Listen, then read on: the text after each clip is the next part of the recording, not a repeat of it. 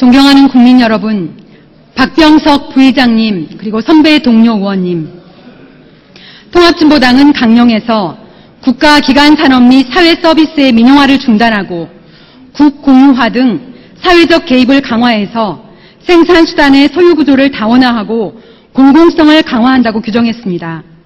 법무부는 이 조항을 문제 삼아서 정당 해산 사유로 삼았습니다. 참 어이없는 일입니다. 사회에 꼭 필요한 사업들을 민영화하지 말고 공공성을 강화하는 방향으로 가자는 것이 어떻게 정당 해산 사유가 되겠습니까?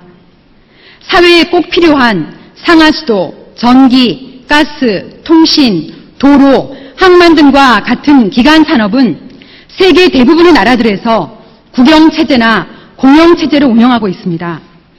세계의 진보정당들은 당 정책으로 민영화 중단, 공공성 강화를 내세우고 있습니다. 만약 이러한 주장이 정당 해산 사유가 된다면 진보정당이 활동하는 세계 대다수 나라들의 조롱을 받게 될 것입니다. 오늘 한국철도공사 코레일은 오전 9시에 임시 이사회를 열고 수서발 KTX 분할 법인 설립 방안을 의결했습니다. 지금 정부가 빠른 속도로 추진하고 있는 철도 민영화는 즉각 중단해야 합니다. 외국 자본가, 역외로 돈을 빼돌려서 외국 자본으로 행세하는 자, 이른바 검은머리 외국인들이 철도 민영화를 요구하는 것 아닙니까? 정부가 철도를 민영화하면 결국은 외국 자본이 알짜배기 우리나라 기업을 거저 먹겠다는 거 아닙니까? 박근혜 정부는 철도 민영화의 앞길을 닫기 위해서 밀실에서 정부 조달협정 개정안을 처리했습니다. 정부는 WTO 정부 조달협정 개정안이 민영화 수순이 아니라고 합니다. 이 말을 누가 믿겠습니까? 정부 조달 시장이 55조 원 규모가 됩니다. 이번 조달협정 개정안으로 중앙기관 7군데, 지방기관 52군데, 공공기관 도시철도 7군데가 공공부문이 개방됩니다. 철도도 결국 민영화의 수순을 밟고 있는 것입니다. 이명박 대통령은 임기 중에 4대강이 대운하가 아니라고 국민을 속였지만 결국 거짓말임이 드러났습니다. 정부 조달협정 개정이 민영화가 아니라고 하는 정부의 주장도 결국은 거짓말로 드러날 것입니다.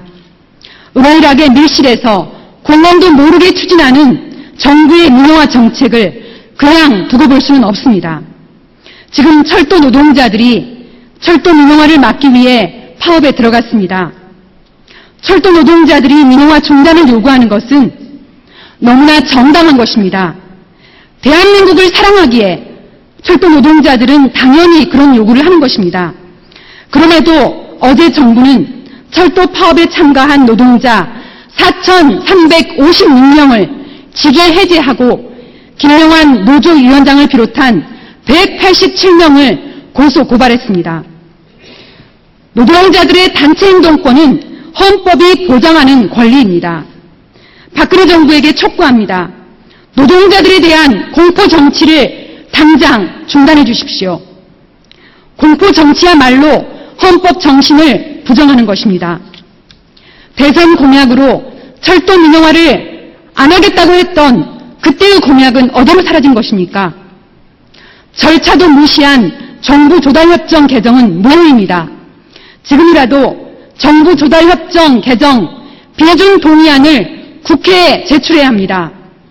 대통령이 프랑스에 가서 프랑스 경제인들에게 칭찬을 받았지만 정작 프랑스는 WTO에 우리나라처럼 비준 수락서를 아직 제출하지 않았습니다. 우리나라만 먼저 비준 수락서를 제출할 이유가 없는 것입니다.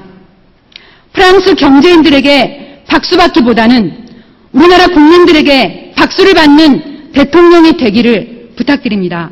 감사합니다.